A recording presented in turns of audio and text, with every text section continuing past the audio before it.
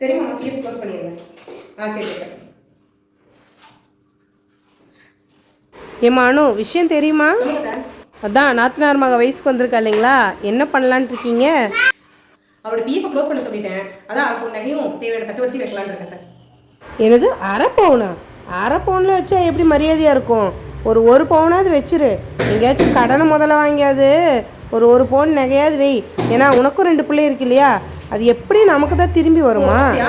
திரும்பி வந்துருமா நமக்கு? எனக்கு 2 பிள்ளைங்க இருக்கு. என் பிள்ளைங்க பிறந்த வரையும் எங்கள் நாத்தனா எனக்கு எதுவுமே பண்ணல. அப்போ நானும் உங்களுக்கு எதுவும் பண்ண வேண்டிய அவசியம் கிடையாது இல்லையா? அதை நம்ம கேட்க முடியாதுமா.